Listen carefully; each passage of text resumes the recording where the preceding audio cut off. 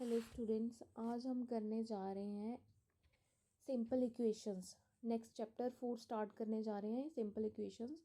अब देखो, simple equations को पहले स्टार्ट करने से पहले हमें ये पता होना चाहिए कि वेरिएबल क्या होते हैं। वेरिएबल मतलब जो चेंज हो जाए, वेरिएबल जो वैल्यू जिसकी चेंज हो जाए। इट्स लाइक यो इसकी वैल्यू फिक्स्ड नहीं होती है वेरिएबल में की। इसमें X Y Z L M N मी कोई भी अल्फ़ाबेट आगे, हमारे पास 26 अल्फ़ाबेट्स हैं। It's all these all are variables. Okay. और इनके वेरिएबल के बेसिस पे ही हम इक्वेशन को फॉर्म करते हैं। जब हमारी इक्वेशन फॉर्म होती है उसमें इक्वालिटी का साइन होता है। इक्वालिटी का साइन होता है लेफ्ट हैंड साइड और राइट हैंड साइड इक्वल होती है और कुछ वेरिएबल एग्जिस्ट करते हैं। उन्हीं को हम अब वन बाय वन डिस्कस करेंगे कि कैसे हम इक्वेशंस को सॉल्व करते हैं, कैसे इक्वेशन फॉर्म होती है, कैसे इक्वेशन से हमने वेरिएबल की वैल्यूज़ निकालनी है, वेरिएबल से इक्वेशन फॉर्म करनी है, इक्वेशन से वेरिएबल फॉर्म करना है। वही हम इस फुल चैप्टर्स में वही स्टडी करेंगे। अब ये देखो, फर्स्ट क्वेश्चन है हमारे पास। इक्वेशन दे रखी है, इक्वालिटी का साइन है, इक्वल का साइन है, x+3 is equal to 0। Value भी दी रखी है वेरिएबल की, x इज इक्वल टू 3। अब हमने ये देखना है कि इक्वेशन सेटिस्फाइड कर रही है या नहीं कर रही है। अब x की वैल्यू 3 पुट करनी है हमने इस इक्वेशन में। सेकंड में x की वैल्यू 0। जब हमने x की वैल्यू 3 पुट करनी है, अगर तो ये लेफ्ट हैंड साइड और राइट हैंड साइड इक्वल आ जाए तो दैट मीन्स 3 पुट करने से अगर 0 बन जाए तो दैट मीन्स ये सेटिस्फाइड हो रही है इक्वेशन। अगर नहीं पुट कर रही है और नहीं left hand side right hand side की इक्वल आ रही है, सो दैट मीन्स ये इक्वेशन सेटिस्फाइड नहीं हो रही है। That means no. ओके, यही हमने पहले first question one by one solve करते हैं। अभी ये देखो, x+3 is equal to 0, x is equal to 3। अब मैंने जैसे ही put x is equal to 3 किया, 3+3 इज इक्वल टू 6 हो गया। लेकिन मेरी राइट हैंड साइड 0 बोल रही है।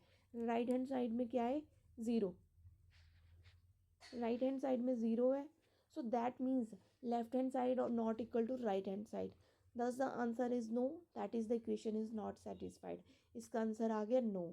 अब सेकेंड इक्वेशन क्या है? x+3 equal to 0। यहाँ पे उन्होंने हमें बोल रखा है x इज इक्वल टू 0। अब मैंने ये x इस x में पुट करना है। जब मुझे पता चल जाएगा कि x 0 पुट करने पे अगर तो 0 आता है, इज इक्वल टू 0 आता है राइट हैंड साइड के, तो ये इक्वेशन वेरीफाइड है, इक्वेशन सेटिस्फाइड है। Otherwise no. इसका आंसर है नो, क्योंकि left hand side not equal to right hand side.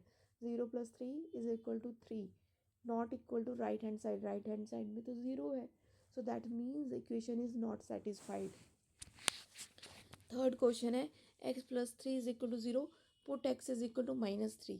मैंने अब x क्या पुट करना है? -3। -3 पुट करने से 0 आ गया। अब आ गया right hand side equal. That means the answer is yes, equation is satisfied. x equal to -3 put करने से left hand side is equal to right hand side. अब नेक्स्ट है x-7 is equal to 1, put x is equal to 7। जैसे ही मैंने 7 put किया, 7-7 is equal to 0।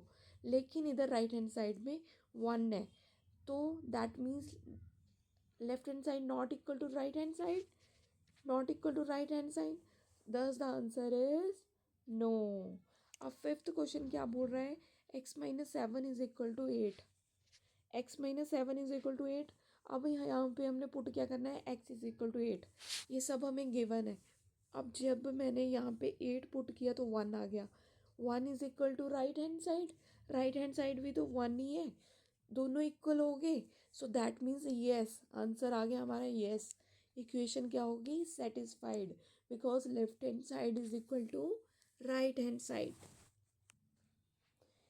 In the same way, sixth question क्या बोल रहा है? 5x is equal to 25। अब 5x इज इक्वल टू 25 बोल रहा है। हमने क्या पुट करना है? x 0 पुट करना है, ये गिवन है। अब 0 पुट करने पे मेरे पास क्या आ गया? 0 को किसी भी चीज़ से मल्टीप्लाई करेंगे। 5x को x में 0 पुट किया तो 0 ही आ गया। लेकिन राइट हैंड साइड क्या है? 25। So that means answer is no, equation क्या आ गई? Not satisfied. अब 5x is equal to 25, x को मैंने क्या किया? 5 पुट किया है। अब जैसे मैंने x को 5 पुट किया, 5 5 ज़ा 25, the answer is yes, equation क्या होगी हमारी, सेटिस्फाइड। अब 5x is equal to 25, x को अब मैंने क्या पुट करना है, -5।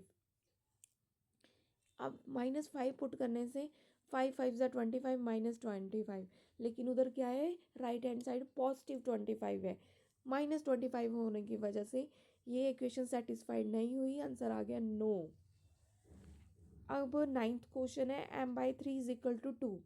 m/3 is equal to 2। अब मैंने m को -6 पुट कर दिया। जैसे ही मैंने -6 पुट किया तो मेरे पास क्या आ गया, -2।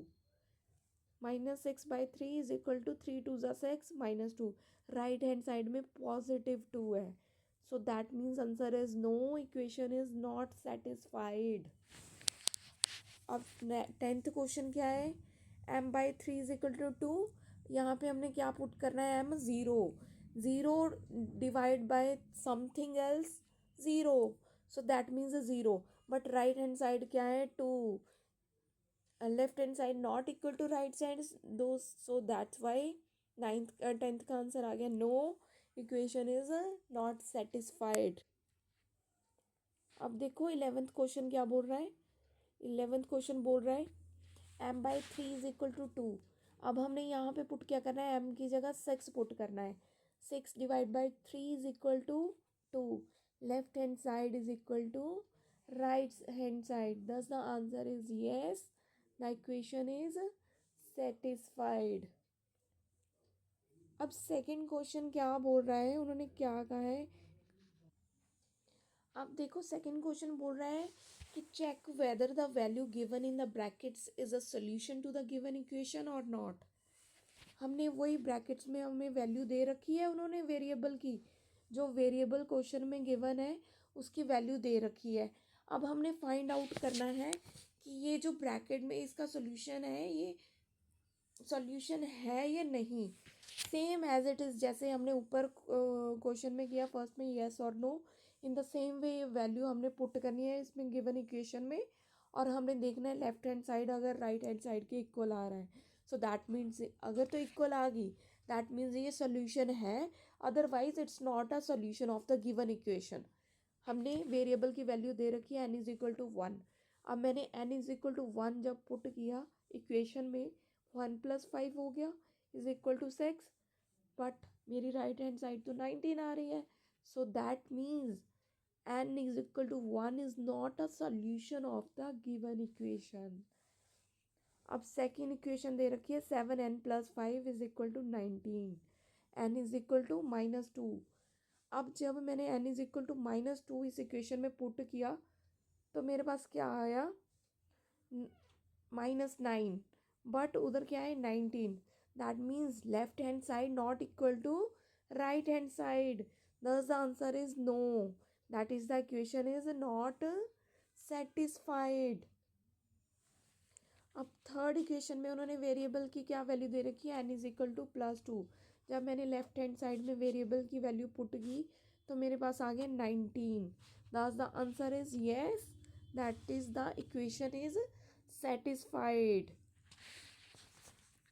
अब नेक्स्ट डी क्वेश्चन में उन्होंने हमें वेरिएबल की वैल्यू दे रखी है p=1।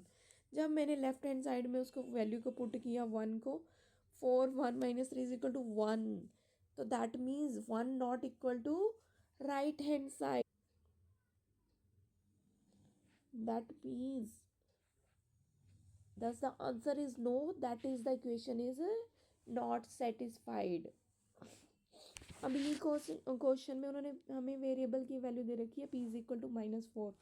जैसे ही मैंने इक्वेशन में पुट किया उसके लेफ्ट हैंड साइड में, तो मेरे पास आंसर आ गया -19, लेकिन राइट हैंड साइड तो 13 है, that means the answer is no, equation is not satisfied. अब आगे उन्होंने वेरिएबल की वैल्यू दे रखी है p=0। अब जैसे ही मैंने लेफ्ट हैंड साइड में पुट किया that means -3, the answer is no, the equation is not satisfied. अब नेक्स्ट है third question.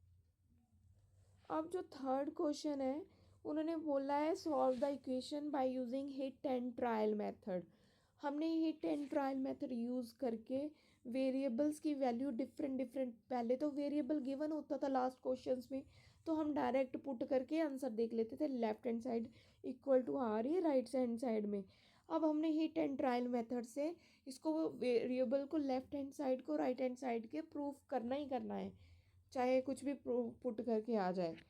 To find the solution note ये कर लो, hit and trial method we check for common values like -1 -2 -3 0 1 2 3 and so on. कुछ भी put करके trial method use करके हमने इसको लेफ्ट हैंड साइड को राइट हैंड साइड के इक्वल प्रूफ करना है। फर्स्टली हम पुट क्या कर रहे हैं, p इज इक्वल टू 1। सबसे पहले हमने क्या पुट करना है, p इज इक्वल टू 1। जब 1 लेफ्ट हैंड साइड में प्रूफ पुट किया तो 7 आ गया वेरिएबल। जब मैंने वेरिएबल 1 पुट किया तो 7 it's not equal to right hand side. जब मैंने वेरिएबल को 2 पुट किया it's 12 not equal to right hand side. हाँ, जब मैंने 3 पुट किया वेरिएबल को तो ये left hand side is equal to right hand side आ गया। It's a solution of the given equation. अब नेक्स्ट देखो, सेकेंड है 3m-4 is 14 is equal to 4। अब नेक्स्ट क्वेश्चन है सेकेंड इसका। अब इसको भी हमने हिट एंड ट्रायल मेथड से यूज़ करना है। हिट एंड ट्रायल मेथड से जब मैंने इसको 3m-4 को पुट किया, ये थोड़ा एक्स्ट्रा वर्क हो गया था इसमें से, ठीक है। 3m-4 is equal to 4। अब मैंने वेरिएबल को अलग अलग हिट एंड ट्रायल मेथड से पुट करके देखना है कि कौन सी इक्वेशन को सेटिस्फाइड कर रहा है। जब मैंने m को 2 पुट किया, 3 2 -14 is equal to -8 not equal to right hand side आ गया। जब मैंने m को 3 पुट किया तो मेरे पास आ गया -5, दैट मीन्स इक्वेशन को नहीं सेटिस्फाइड कर रहा है। जब मैंने m को 5 पुट किया तो मेरे पास आ गया 1, तो भी राइट हैंड साइड के इक्वल नहीं आया। लेकिन जब मैंने अब वेरिएबल को 6 पुट किया तो मेरे पास आ गया 4 is equal to 4, that means left hand side is equal to right hand side, therefore m is equal to 6 is the solution of the given equation. Okay, अब देखो उन्होंने बोला है फोर्थ क्वेश्चन में write equations for the following statements. अब हमें statement given है, पहले हम स्टेटमेंट सॉल्व करते थे, हमें वेरिएबल की वैल्यू दी होती थी। अब हमने स्टेटमेंट गिवन है, हमने उसकी इक्वेशंस फॉर्म करनी है। देखो उन्होंने क्वेश्चन में बोल रखा है the sum of numbers x and 4, the sum of number x and 4 is 9। अब हमने इसको इक्वेशन को कैसे लिखना है, x and 4 is 9, sum of equation x and 4 is 9, so इसका x plus 4 is equal to 9।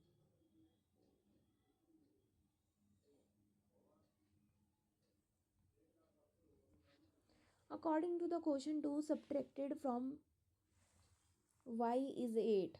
अब उन्होंने सेकंड स्टेटमेंट क्या बोल रखी है, 2 subtracted from y is 8, 2 subtract from y is 8। इसको ऐसे लिख सकते हैं हम, 2 को हमने y में से सब्ट्रैक्ट करके इज इक्वल टू 8, इसकी जगह इक्वल, सब्ट्रैक्शन की जगह माइनस। वो किस में से हो रहा है, 2 सब्ट्रैक्टेड फ्रॉम y में से हो रहा है, सो y minus is 2 is equal to 8। अब नेक्स्ट है according to the question 10 times a is 70, 10 times a is 70 is, इसका मतलब इक्वल टू हो गया 10 टाइम्स a, मतलब 10 को a से मल्टीप्लाई किया है। अब फोर्थ क्वेश्चन क्या बोल रहा है, the number b divided by 5 gives 6, gives मतलब equal to 6, number b divide by 5, b को जब मैंने 5 से डिवाइड किया is equal to 6।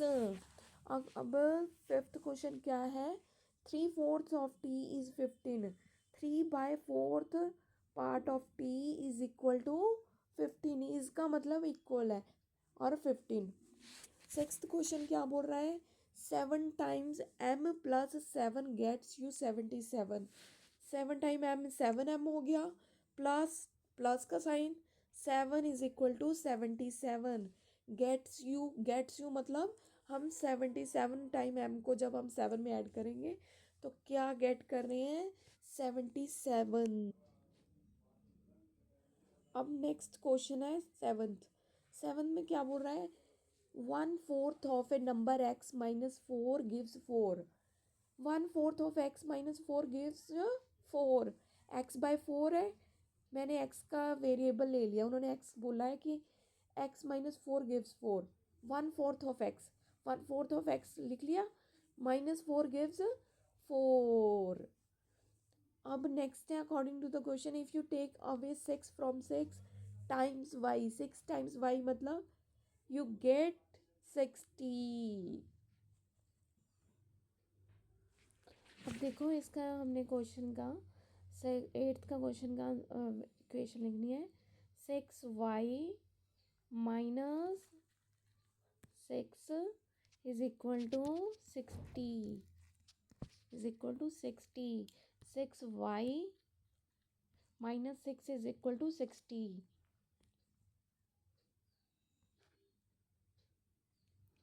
According to the question, if you take away 6 from 6 times y, you get 60.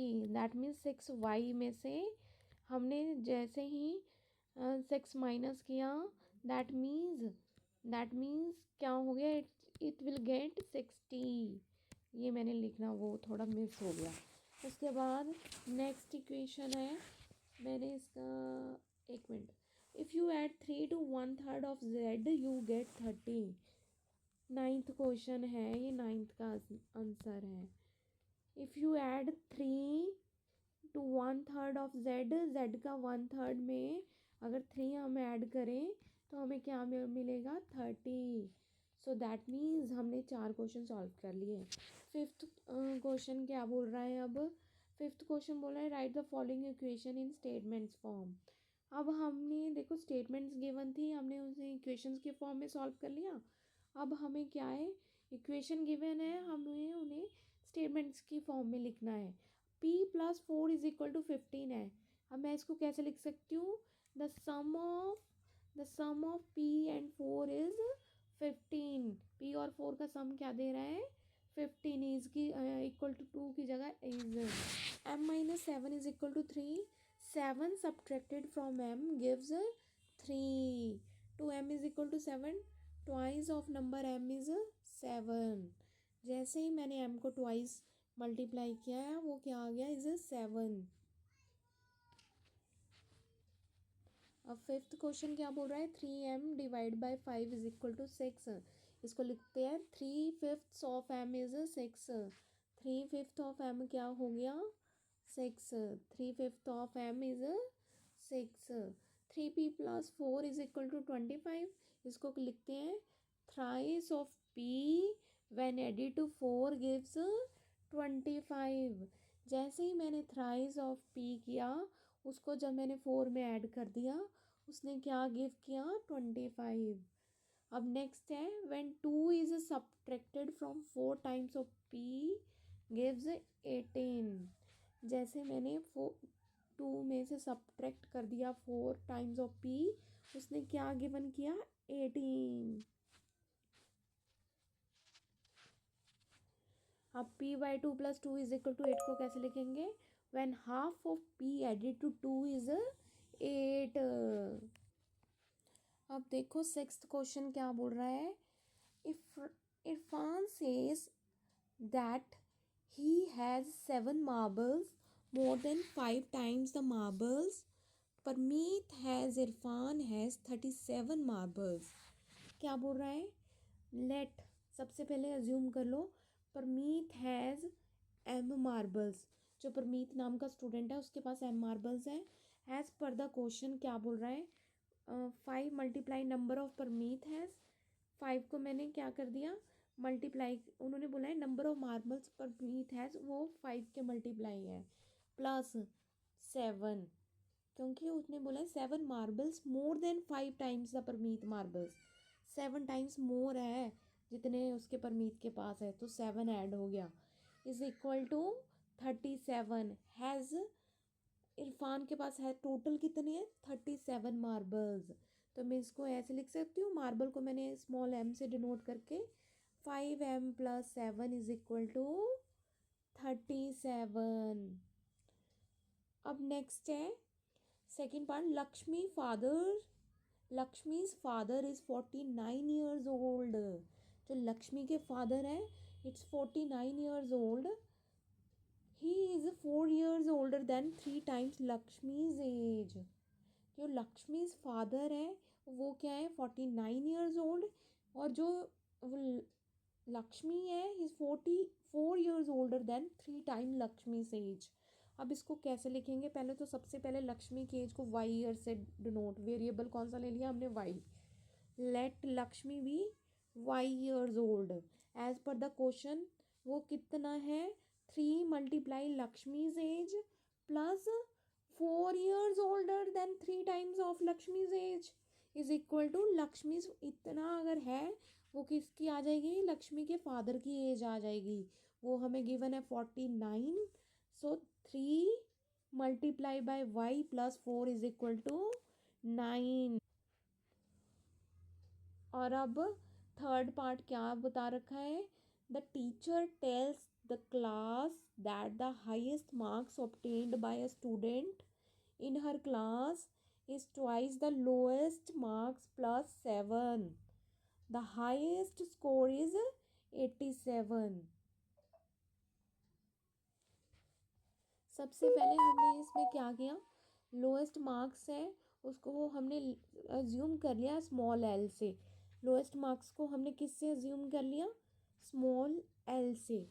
फिर as per the question 2 multiply by lowest marks plus 7 is equal to highest marks. So that means 2l plus 7 is equal to 87.